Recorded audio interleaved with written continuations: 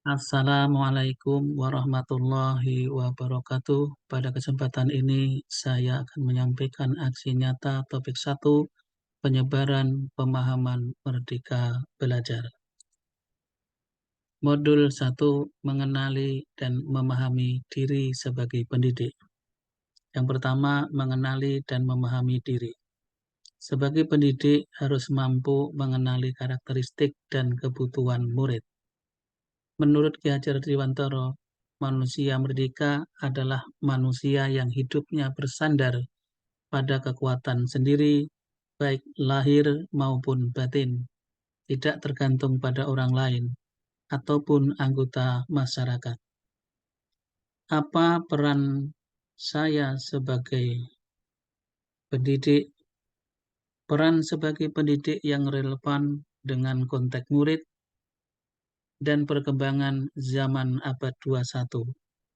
Membekali murid dengan pengetahuan, keterampilan, dan sikap untuk terus belajar, mendampingi mereka memahami dan mencapai tujuan belajar.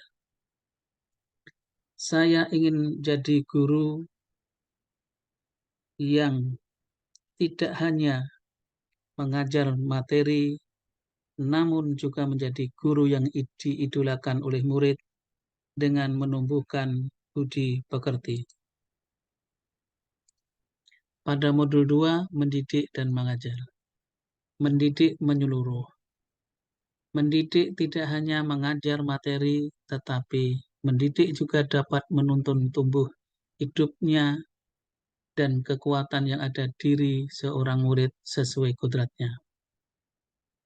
Pendidikan satu abad, menurut Ki Hajar Dewantara, yang sesuai dengan bangsa kita adalah pendidikan yang humanis, kerakyatan, dan kebangsaan dengan sistem among ing ngarsa sung tulodo ing madya mangun karso dan tutwuri handayani. Menjadi manusia secara utuh, pendidik tidak hanya memberikan keterampilan berpikir atau kognitif saja, tetapi juga mendampingi murid mengembangkan kekuatan batin, emosi, dan empati. Pada modul 3, mendampingi murid secara utuh dan menyeluruh. 1. Kodrat mulia. A. Kodrat keadaan. Guru berperan sebagai penghubung murid dengan sumber-sumber belajar yang ada di sekitar murid yang mengaitkan materi dengan konteks di mana murid tinggal. Kodrat alam. Pendidik menuntun murid untuk menemukan konteks pembelajaran yang relevan terhadap dirinya dan lingkungan tempat tinggal mereka berada. Kodrat mulia yang ketiga adalah kodrat zaman. Pendidik menuntun murid untuk mencapai kekuatan kodratnya sesuai dengan alam dan zaman melalui asas trikon, yaitu kontinu, konvergen, dan konsentris pada abad 21. Yang dimaksud dengan asas trikon adalah yang pertama, kontinu. Pendidik menuntun murid dengan perencanaan dan pengembangan secara berkesinambungan, menyatu dengan masyarakat Indonesia untuk mewariskan peradaban.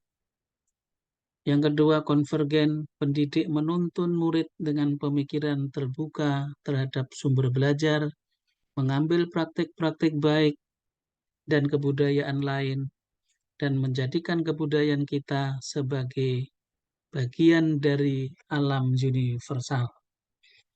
Yang ketiga adalah konsentris. Pendidik menuntun murid dengan berdasarkan kepribadian, karakter, dan budaya kita sendiri sebagai pusatnya. Pada modul 4, mendidik dan melatih kecerdasan budi pekerti. Menumbuhkan budi pekerti. Sebagai pendidik menemani proses belajar dan mendampingi tumbuh kecerdasan pemikirannya dan membantu murid menemukan budi pekerti atau watak baiknya, serta membantu murid mengendalikan dan memperbaiki watak atau budi pekerti yang kurang baik. Tugas pendidik membantu manusia atau individu untuk dapat menebalkan dan memperjelas arti dan maksud tulisan samar yang ada di kertas tersebut dengan tuntunan terbaik. Modul 5, mendidik dan melatih kecerdasan budi pekerti. Pendidikan yang mengantarkan keselamatan dan kebahagiaan. Yang pertama, selamat dan bahagia.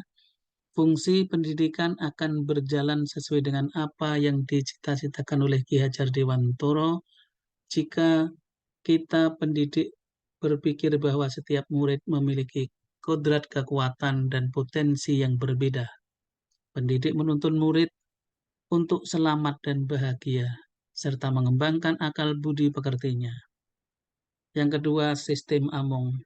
Ki Hajar Dewantoro mengenalkan sistem Among, yaitu yang pertama ing ngarsa sung tulodo, artinya di depan memberi teladan, yaitu bagaimana guru menjadi teladan dalam budi pekerti dan tingkah laku.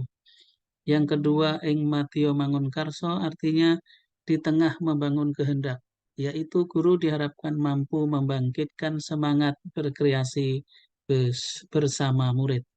Yang ketiga, tut wuri handayani, artinya berada di belakang memberi dorongan, yaitu guru tidak sekedar memberi motivasi, tetapi juga memberikan saran sehingga murid mampu mengeksplorasi daya cipta, rasa, karsa, dan karyanya.